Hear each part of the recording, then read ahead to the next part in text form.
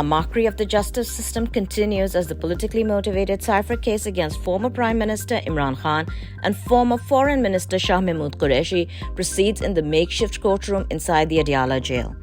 On Thursday, the prosecution asked for all hearings of the case in future to be held in camera. This was granted by Judge Zulkarnain Abul Hasnath. After the hearing on Wednesday, Barrister Salman Safdar reiterated that the Cipher case is still being tried behind closed doors, away from the eyes and ears of the media and public. Barrister Safdar has deemed 2022 and 2023 as the worst years in Pakistan's history in regard to human rights violations and oppression. Barrister Salman Akram Raja also termed trial proceedings in the baseless Cipher case against Imran Khan and Shah Mahmood Qureshi a sham. He said it is merely a pretense of a public trial and is being conducted in violation of the Constitution and laws of Pakistan, as well as clear and unambiguous orders of the Islamabad High Court.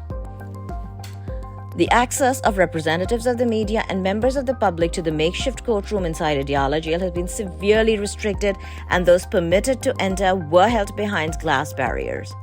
After today's decision, the media will once again be prohibited from the makeshift courtroom. Senior court reporter Saqib Bashir, who reported that Imran Khan was in high spirits and defiant as ever, was conspicuous by his absence on Wednesday, as was Ehtisham Ali Abbasi, who was fired from his job at a local media house after he was refused to change his statement about the former premier being in good physical and mental health. A secret trial is not a fair trial. The illegitimate regime in Pakistan is targeting Imran Khan and his political party in an attempt to coerce him to accept a setup that violates the rights of the people to freely choose their elected representative government. PTI's senior leader and lawyer, Advocate Sher Afzal Marwat, was unlawfully taken into custody from outside the Lahore High Court under the colonial Section 3 of the Maintenance of Public Order in a blatant display of the state's disregard for courts, rule of law, basic human rights, constitution, and democracy. PTI's leaders, lawyer fraternity, and some human rights activists have condemned the incident. Pakistan Tehreek-e-Insaf's chairman, Barrister Gohar Khan, has condemned the incident, raising questions on the integrity of the election process. When leaders and supporters of the country's largest and most popular political party are continually abducted. He said that the party's conventions and campaign activities would proceed as planned despite the Election Commission's failure to ensure a level playing field for PTI.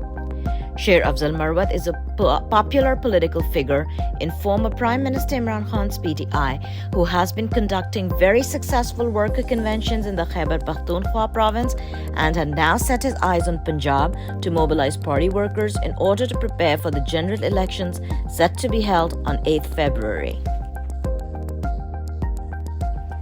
Fitch Ratings, an international credit rating agency, has maintained Pakistan's credit rating at CCC, highlighting high external funding risks amid high medium-term financing requirements. In its report, Fitch states, and quote, further delays to elections or renewed political volatility cannot be excluded and would jeopardize IMF negotiations and external funding, end quote.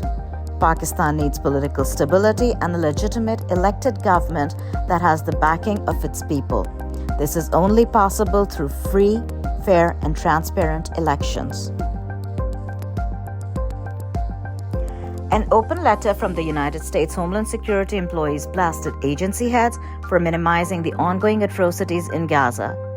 The letter, dated November 22nd, was signed by over 100 staff members and was addressed to Secretary Alejandro Mayorkas. The signatories include 139 staff members from the Department of Homeland Security and the agencies it manages, like Customs and Border Protection, Immigration and Customs Enforcement, and U.S. Citizenship and Immigration Services. End quote.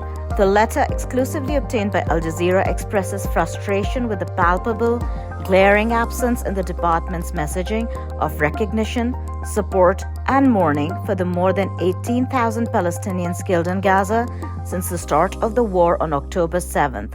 End quote. The letter is the latest indication of fractures within the administration of President Biden, who has faced internal criticism for his government's stance on the Gaza war.